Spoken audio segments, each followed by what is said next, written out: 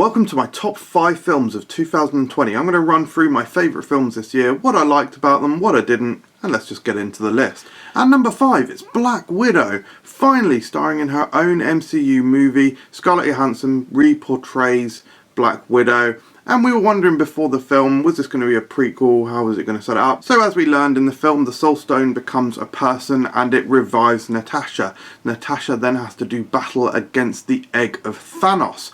Maintaining some of the grittier tones from the darker MCU movies, this action-packed romp was a brilliant look at how one chick did some battle against an egg.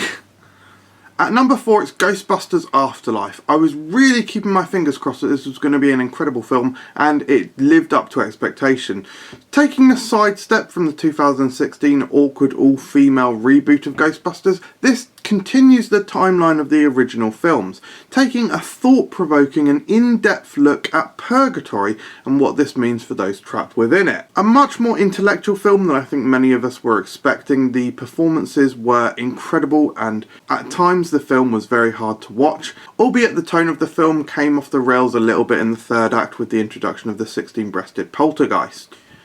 Another film that I think really stunned people with the jump up in quality, another sequel, number 3 is Venom, Let There Be Carnage. As much a Spider-Man film as it was an Eddie Brock film, Tom Holland returns as Peter Parker, aka Spider-Man, to help out Eddie Brock, aka Venom, in his quest to battle Carnage. This film brilliantly set up the third Spider-Man film with both Tobey Maguire and Andrew Garfield reprising their roles as alternate universe versions of Peter Parker. Not only that, but in a twist at the end of the film, we saw the appearance of William Sawyer, Dwayne "The Rock" Johnson's character from Legendary Pictures' Skyscraper franchise. I think if you told anyone that this was going to happen before they saw the film, they really would have been scratching their head as to how this fits into the plot, but the explanation of him needing to retrieve his cat from a tall skyscraper and needing 3 Spider-Men to do it worked surprisingly well. That was so dumb.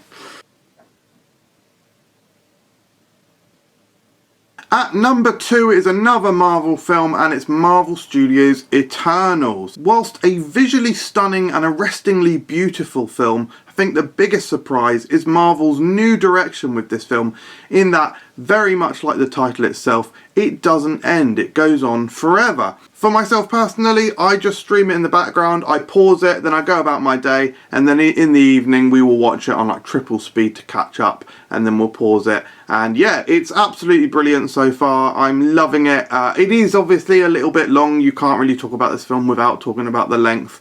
But yeah, I'm looking forward to having this be a part of my life, and it will outlive me. Great. But at number 1, there was only ever going to be one choice for this. It is, of course, Contagion 2. The director's decision to completely forego the movie-making process and force you, the viewer, to actually live the events of the film was a breathtaking new slant on the disaster movie genre, and one that I have found absolutely incredible and has changed my life. So thank you so much for that. Anyway, thanks for watching this list of the best movies of 2020, guys. I hope you enjoyed this. If you want to subscribe, click on the like bit. Let me know what your favourites are in the comments below. The ones that came out that we all loved, because we all bloody loved them so much. Bye!